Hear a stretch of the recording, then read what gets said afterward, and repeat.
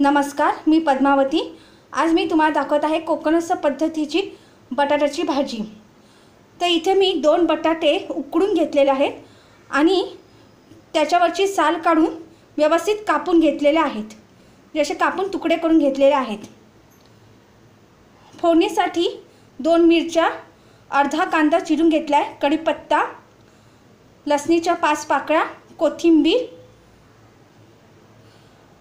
अर्धा वाटी ओलं खोबरं, पाव चमचा मीठ, 1 चमचा हळद, हिंग, मोहरी, जिरं आणि फोडणीसाठी तेल।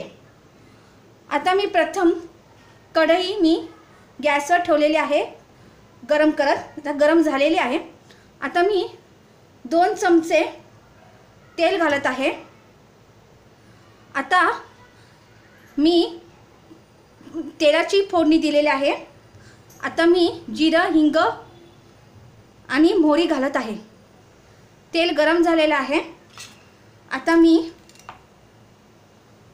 अर्धा चमचा मोहरी, अर्धा चमचा जिरं, चिमूटभर हिंग,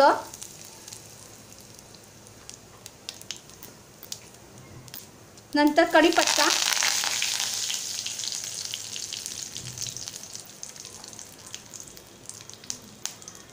5 लसणीच्या पाकळ्या, मिरच्या,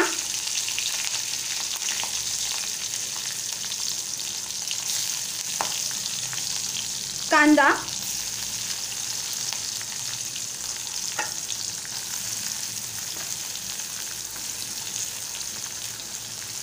आता चांगलंसं तेलात परतून घेणार आहे मी आणि थोडा वेळ फ्राय होऊ देणार आहे मी। म्हणजे थोडा वेळ कांदा मिरची भाजू देणार आहे। आता कांदा आणि मिरची छान भाजली आहे। आता आपण 1 चमचा हळद, मी पाव चमचा मीठ घालत आहे। तुम्ही तुमच्या चवीनुसार मीठ घालायचं आहे। आता व्यवस्थित परतून घेणार आहे मी आणि आता उकडलेला बटाटा घालणार आहे।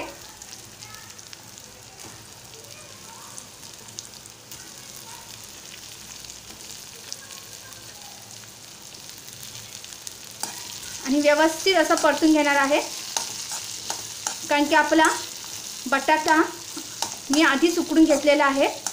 ते आपल्याला नुसतं आता परतून घ्यायचं आहे व्यवस्थित आणि 2 मिनिटं थांबायचं आहे।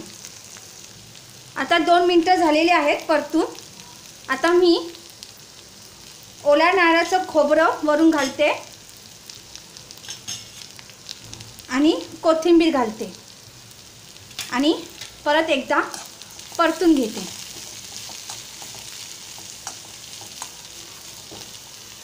आता मी गॅस काढते। अशा पद्धतीने कोकणस्थ पद्धतीची बटाट्याची भाजी मी केली आहे।